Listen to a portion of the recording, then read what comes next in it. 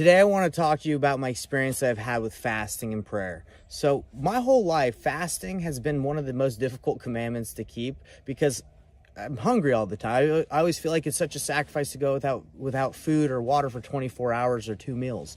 So for me, it's just been very difficult. But recently I've been trying my best to keep this commandment and do my best to fast for the whole time. So what I did is I went into the Gospel Library app and I just typed in fasting because I was like, well, if I want to get better at fasting, if I want to focus on this, let me learn a little bit more about it and study about it. And I read and listened to a couple of the first talks that popped up. And there's this one really good talk where he was able to get fasting with his family, and he had several kids, how he was able to get fasting set up where they would start their fast around lunchtime on Saturday, the day before Fast Sunday, and then they would end their fast around lunchtime after they got off of church. And his explanation and his testimony was that it was a great experience to be able to end their fast around the time right after they left church, because they would be at like a spiritual high. And for me, I've always ended my fast around like 6 or 7 o'clock at night because I would start later at night at like the day before on dinner time. So for me, I've been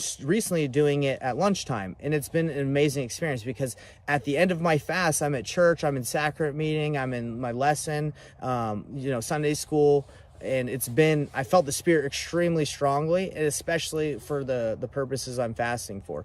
Now, why do I want to fast? Why has this been like a desire that I've had recently? It's like, well, I've read a couple scriptures that have hit me pretty strongly about Alma when he met up with the sons of Messiah, and he saw that they were still his brothers in Christ, and they had power. And how did they have power? It was through much fasting and prayer. And you read in the scriptures that a lot of the even Alma, when he met Amulek, he was like, "Hey, do you have any food? I've been fasting. Do you have do you have any food for a servant of the Lord?" And I'm starting to see a lot of the time that these prophets and these the experiences in the scriptures is they're fasting for strength. And there's a story of Jesus Christ when he's able to cast out the demon out of the boy because the father asks him, because the apostles weren't able to do it. And Jesus said, "Oh, this power is only through much fasting and prayer." So that has been a desire of mine. I would love to have more faith, more strength, be able to have this in my life and have a stronger belief in Jesus Christ. And from Jesus Christ's mouth himself in the scriptures in the New Testament, it says this only comes through much fasting and prayer. So that's something that I know I've needed to improve on. So reading those talks in the Gospel Library has really helped me to start my fast and know that I should start my fast around 12. And this isn't just like a rule for everyone. This is just to help me. Start the Saturday before around 12 or 1 or 2, and then end after your church is over. And you'll be at that spiritual high. You'll feel good. And, I believe it will help you guys because it's helped me. Now, let me tell you about the amazing spiritual experience that I had with fasting, because I'm trying to be more focused on my fast, on like the needs of others, and not only that, but like my purpose for fasting, not on the hunger, right? Because again, you're going without food and water, you're going to be hungry. But as you get those hunger pains and you feel like, oh man, I wish I could eat or drink something, you focus on what the purpose is of your fast. Now, recently I've been trying to figure out how I can share the gospel more, because I live in Canada and I work from home. I don't really meet a lot of brand new people to share the gospel with in person. I go to church, and just my interactions with people aren't that many. So I've been praying and fasting on figuring out how can I share the gospel more. And it was really awesome. So I had this experience where the Saturday where I was fasting, it was my father-in-law's birthday. This was a couple weeks ago. What we did for his birthday is we gave him a pickleball net. And he's like, "Hey, let's go try out my pickleball net at the church," because we have a key to the church here. So we went and played some pickleball in the gym. And before I got there, I was journaling and my pen ran out of ink. And I said, "Hey guys, before I play pickleball, I'm going to look in the library here at the church for another pen," right? Because I ran out of ink. Just because I wanted to write a little bit more while I was there at the church.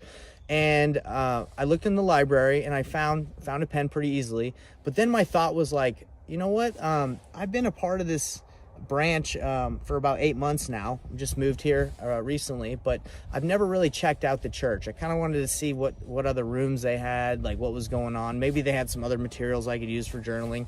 And I looked around, and I'd never done that. I've been visiting this church here where we live now for several years now, probably like 6-7 years since I got married to my wife, and we'd come and visit. So I've been in this church, but I've never really been in a lot of the rooms. I would just go to the sacrament meeting or the cultural hall or whatever, the sacrament room. But this time I was like, well, let me look around. I just felt impressed to look around. And I ended up going into the church history room, right? And I've never been in that room. I didn't even really know it existed. And I went in there, and I was just looking around, seeing what books they had in the church history room and all that. And I stumbled upon a book that said, "Every member a missionary." And I was like, whoa, okay. And look, how many times do you look around and see books? But I saw this one. I think it was buried under some other books, but I saw this and I said, okay, that's interesting. That's what I'm kind of praying for, is how to share the gospel a little bit more. That's what I'm fasting for. And I started reading the book, and I'm still reading it right now. And it was an answer to my fast. It basically explained how to share the gospel more, and how every member should be a missionary. And it's been an excellent book. I think it's by Clayton Christensen. I believe he's passed away now, rest in peace. But anyway, I was reading it, and it basically said that in the first 20 pages I read that being someone's friend is not a prerequisite to sharing the gospel with them. And I always kind of felt like, hey, maybe I should be more of their friends. Maybe I should, before I share the gospel and invite them to church or let them know about what I did this weekend, I should be their friend, so they don't think I'm just trying to invite them to my church and be baptized, and without me knowing them. But this book, what it said in the first 20 pages is that through his 20 years of trying to be a strong member missionary, that the amount of friendship that you have, the years of friendship, do not make someone more interested in the gospel than if you just aren't friends with them and you just share it because you care about and you love others. And I thought that was so interesting, because I was like, wow, I thought, again, you would have to be really good friends with someone before you're willing to share the gospel, because maybe you don't want to come off too aggressive. But his experience was, no, you don't have to be really good friends with someone to be able to share the light and the truth and knowledge that you have, the scriptures, your testimony. So that really helped me, because I have a couple neighbors that I was kind of holding back on here in Canada that I met, and I didn't want to talk about the gospel too soon. I wanted to make sure I was friends with them first. And I even had the missionaries over at my house, and I introduced them to my neighbors just to say hi, but I wasn't hey, I didn't talk too much about the gospel with them, to be honest. But after reading this, I was like, no, I can bring up the gospel topics more. And what I've done since reading that is, I said, hey, have you gone to church? I've just talked to them more openly. I've shared what the missionaries do. Haven't invited them to church yet, but I have been more open with talking about my faith. And it's been a good experience. So that's, in a long story, that's how I've had one of my fasts answered recently. Is went into the church history room, which I've never been in over the 7 years that I've been here. I found a book that answered literally what I was praying about, how I can share the gospel more. And the book tells me and shows me different ways to share the gospel. And as you guys know, I just started this channel as well, and this is another way that I feel like I can share the gospel. I can share my testimony. So if you've been struggling to fast and pray, and it's been difficult for you like it's been for me, these are my recommendations. I would recommend starting after lunch. Don't do it at dinner time. On Fast Sunday, do it from lunchtime. So when you end your fast, you're pretty much done with church, or you're leaving church, and you're at that spiritual high, and you're feeling good because you were at church and took the sacrament, and you feel the Spirit. That's one of my recommendations.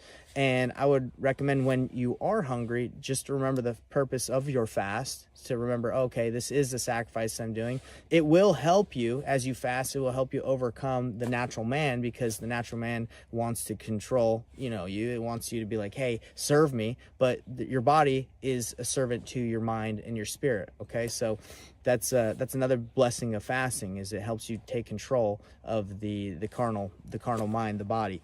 So this has been my testimony. I have a lot of different experiences with fasting and praying, and I know fasting and praying works. I have a testimony of that, and I'm grateful for the scriptures where we can read experiences where Jesus Christ told his apostles to fast and pray for more strength, and we can see that Alma fasted and prayed, and the sons of Mosiah, they fasted and prayed as well, so for strength. So I that's my desire, is to get closer to Jesus Christ. I know he lives, and I hope this testimony helps you guys out, and this experience helps you to fast and pray. It is a commandment to fast, so good luck, and I'm here for you. If you have any questions, let me know, and I'm here striving with you alongside you guys to keep all the commandments and do my best.